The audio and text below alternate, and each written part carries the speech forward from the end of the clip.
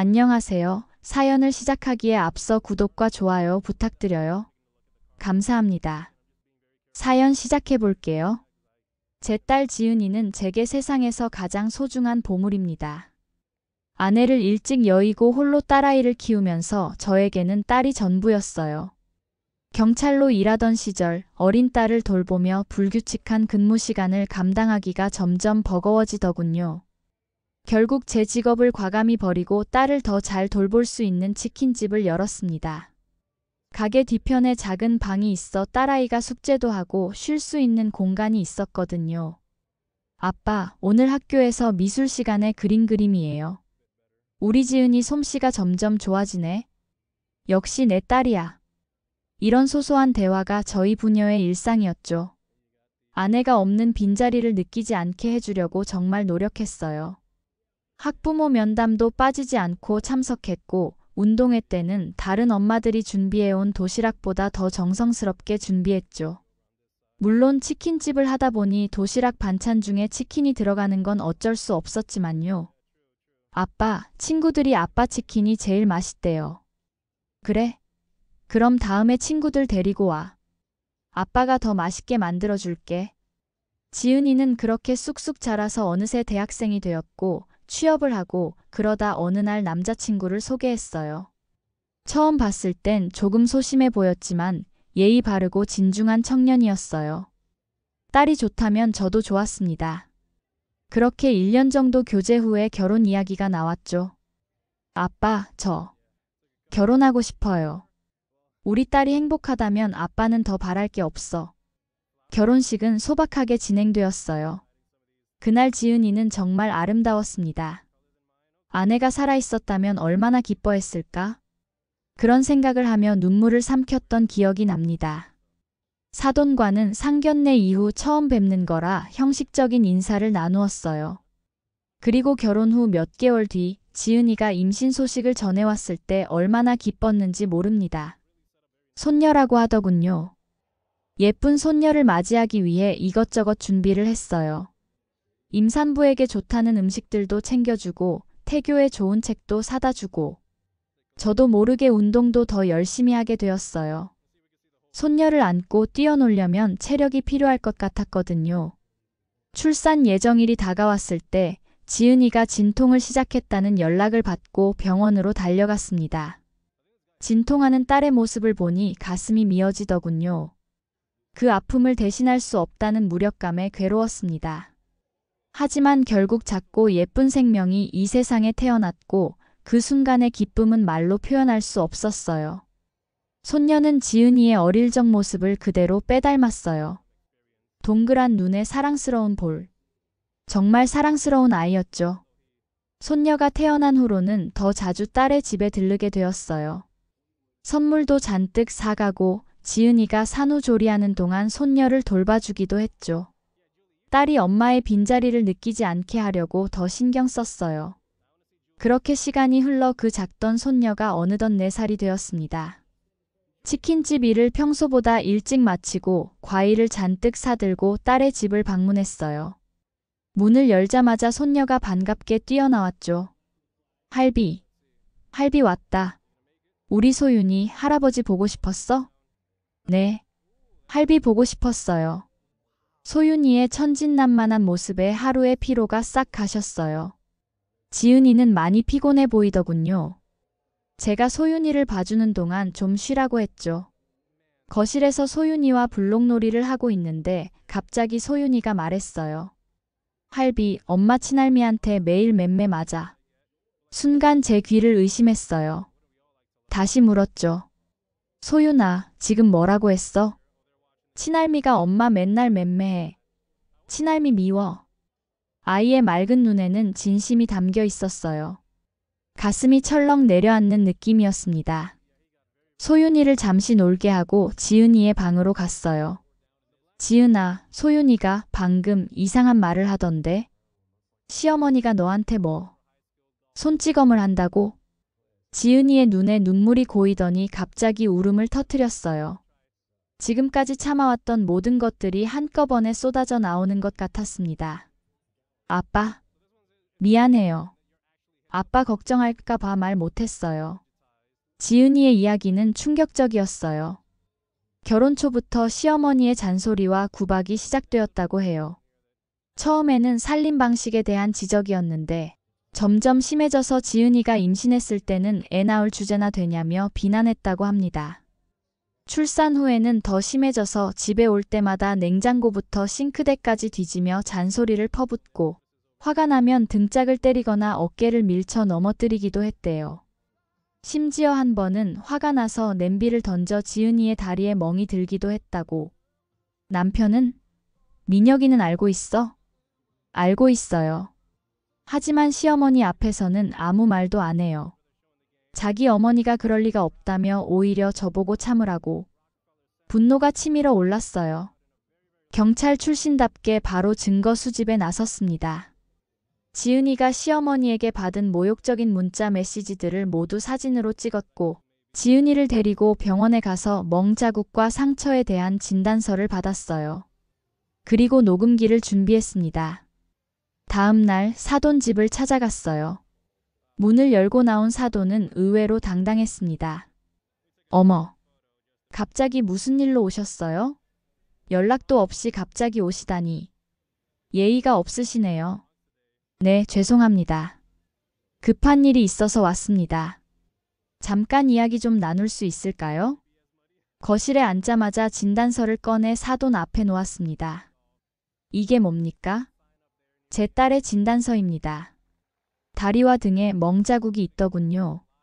어디서 생긴 멍인지 혹시 아십니까? 사돈의 표정이 굳어졌습니다. 하지만 순간적으로 당황한 기색을 감추고 오히려 당당하게 나오더군요. 그래서요?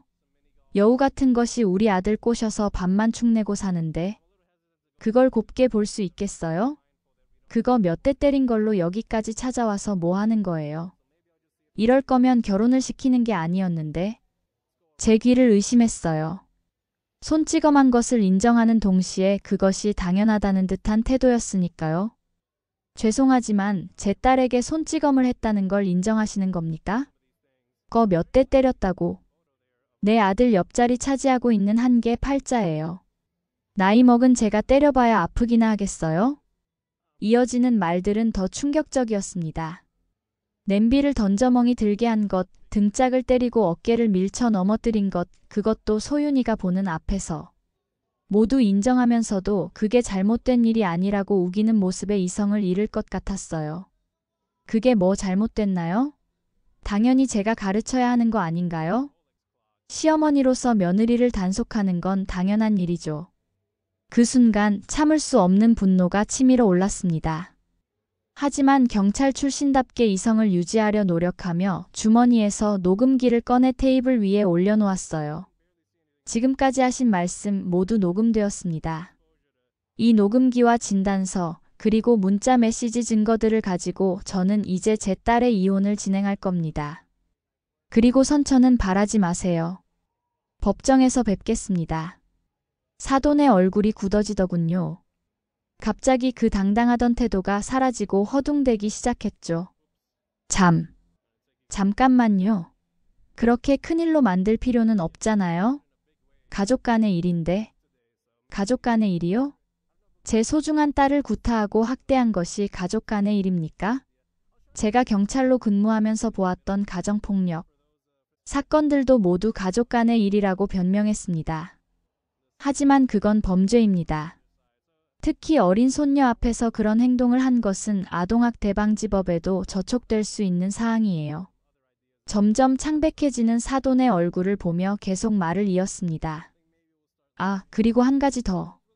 필요하다면 경찰서에 아는 분들이 많으니 신속하게 처리해 드릴 수도 있어요. 이제 그만 가보겠습니다. 집을 나서는데 사돈이 뒤에서 다급하게 불렀어요. 사돈, 제발 그러지 마세요. 우리 아들 인생이 망가집니다. 그건 되게 잘난 아들이 결정할 일입니다. 제 딸을 보호하지 못한 책임도 가볍지 않으니까요. 그날 저녁 지은이에게 모든 이야기를 전했어요. 지은이는 처음에는 겁을 내더니 제가 녹음한 내용을 들려주자 결심한 듯한 표정을 지었습니다. 아빠, 저 이혼할래요. 더 이상 이렇게 살 수 없어요. 그래, 우리 딸. 그동안 말도 못하고 힘들었지. 이제 아빠가 곁에서 다 도와줄게. 변호사를 선임해 이혼 소송을 준비했습니다. 사도는 여러 번 저희 집으로 찾아와 사정했지만 이미 결심은 굳어진 뒤였어요. 특히 남편이라는 사람이 모든 상황을 알면서도 아무런 조치를 취하지 않았다는 사실이 지은이에게는 가장 큰 상처였던 것 같아요. 아빠, 저는 시어머니보다 소윤 아빠가 더 미워요. 내가 그렇게 이야기했는데도 믿지 않았어요. 결국 자기 엄마 편이었던 거죠. 그래, 남편이란 아내를 보호해야 하는 거야. 그걸 못했다면 남편 자격이 없는 거지. 법원에서의 이혼 소송은 생각보다 빨리 진행되었어요. 녹음된 증거와 진단서, 그리고 문자 메시지들이 결정적인 역할을 했죠. 판사는 지은이에게 전적으로 유리한 판결을 내렸습니다. 양육권은 당연히 지은이에게 갔고 사위에겐 위자료와 적절한 양육비 지급 의무가 부과되었어요. 이혼이 확정된 후 지은이와 소윤이는 제 집 근처로 이사 왔어요. 새 출발을 위해 제가 작은 아파트를 마련해 주었죠. 치킨집 일을 하면서도 틈틈이 소윤이를 돌봐주고 지은이가 다시 일을 시작할 수 있도록 도왔습니다. 이혼 후 몇 달이 지났을 때 그 녀석이 찾아왔어요. 장인어른, 정말 죄송합니다. 제가 잘못했습니다. 지은이와 소윤이 없이는 살 수가 없어요. 그의 눈에는 진심 어린 후회가 담겨 있었지만 이미 저희의 마음은 단단히 닫혀 있었어요. 자네가 진심으로 후회한다면 좋은 일이야. 하지만 그건 너 자신을 위한 거지. 우리 지은이와 소윤이를 위한 게 아니야.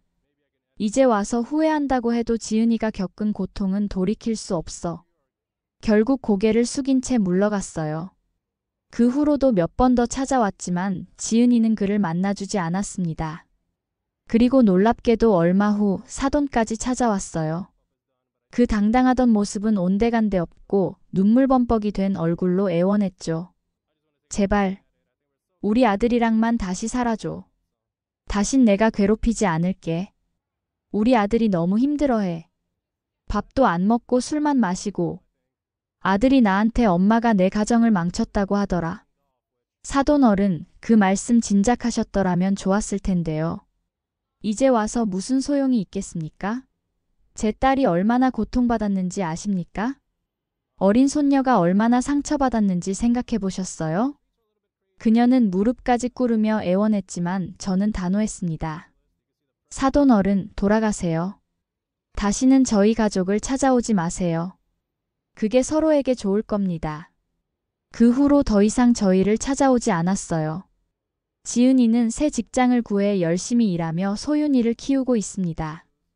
주말이면 저는 치킨집 일을 일찍 마치고 지은이네 집에 가서 소윤이와 놀아주고 함께 저녁을 먹어요. 소윤이는 이제 더 이상 친할미가 엄마 맴매해라는 말을 하지 않습니다. 대신 밝고 건강하게 자라고 있어요. 지은이도 점점 웃음을 되찾아가고 있습니다. 가끔은 그리워하는 기색도 보이지만 그보다는 자신의 새 삶에 충실하려고 노력하는 모습이 더 자주 보여요.